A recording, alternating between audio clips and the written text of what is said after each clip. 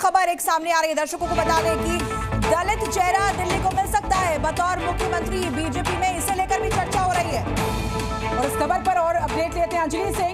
दिल्ली को मिल सकता है दलित चेहरा।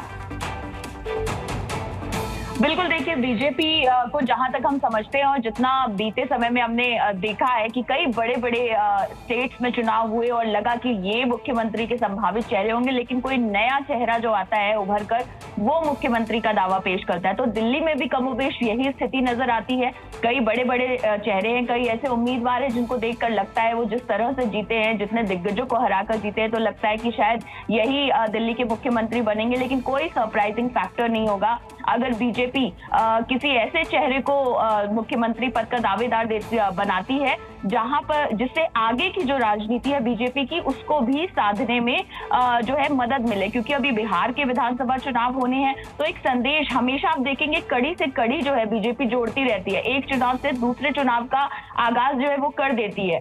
तो उस कड़ी को जोड़ने के लिए आप बिहार और फिर उसके बाद उत्तर प्रदेश, इन तमाम राज्यों को साधने के लिए क्या एक बड़ा संदेश देने के लिए बड़ा चेहरा, कोई दलित चेहरा भी जो है वो मुख्यमंत्री बनाया जा सकता है। और इसी बात को हम समझते हैं। अंजलि, ऋतु और राहुल, आप हमारे साथ बने रहिएगा। हमें यह समझना पड़ेगा कि सीएम चुनने का बीजेपी का स्टाइल क्या रहा है। दर्शकों को ग्राफिक के जरिए समझा देते। देखिए, राजस्थान और मध्य प्रदेश की हम बात करें तो यहाँ पर बीजेपी ने नए चेहरों पर दांव खेला था, नए चेहरों को मौका देकर चौंकाया भी था। महाराष्ट्र की बात करें, यूपी की बात करें, यहाँ पर पुराने चेहरों पर ही दांव चला गया। तो सीएम चेहरे पर अंतिम फैसला प्रधानमंत्री नरेंद्र मोदी का, अमित शाह का होगा। चुनाव के करीब 10 दिन बाद सीएम का ऐलान होगा। इस बीच अब प्रधानमंत्री नरेंद्र मोदी के चेहरे पर ही चुनाव ये पूरा लड़ा गया। अब कौन बनेगा मुख्यमंत्री, कौन सा पैटर्न सामने आता है, इसको देखकर तमाम तरह के कयास इस बीच लगते हुए ब्रेकिंग न्यूज अभी आई थी कि दलित चेहरे पर बीजेपी दांव चल सकती है।